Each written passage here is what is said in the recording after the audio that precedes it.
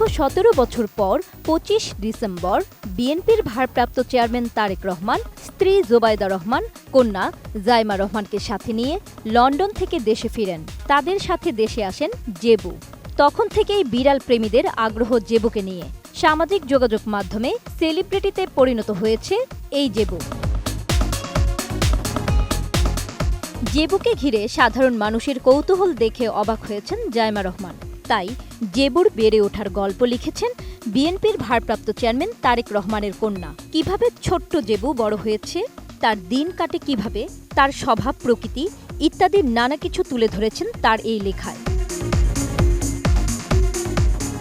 জেবু রাশিয়ায় উৎপত্তি হওয়া সাইবেরিয়ান প্রজাতির একটি বিড়াল। বয়স প্রায় ৭ বছর। এই জাতের বিড়াল আকারে তুলনামূলক বড়, শরীর জুড়ে ঘন ও নরম ৩ স্তরের লোম থাকে।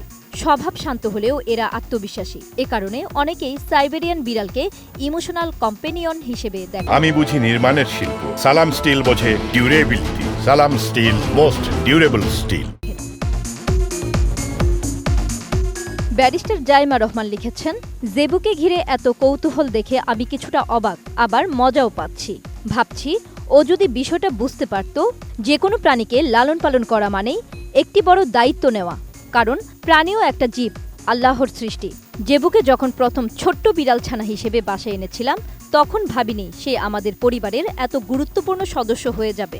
এমন হয়েছে, আমার আব্বু আম্মু বাসায় ফিরে আগে জেবুর খবর নিয়েছেন, তারপর আমার।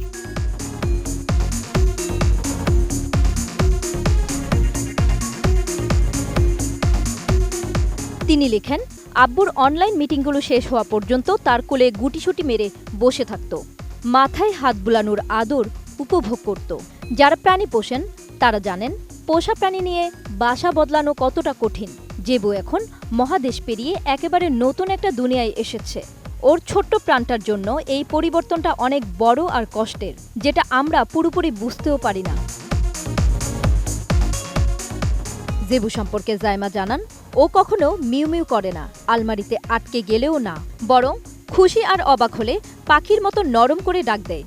অনুমতি ছাড়া কোলে নিলে হালকা বিরক্তিতে গো গো করে। আর যেসব বিড়াল ওর পছন্দ না, তাদের দিকে তাকিয়ে কিন্তু বেশ জোরেই চিৎকার করে। জান্নাতুন Nahar Jerry, desk report, ATN news.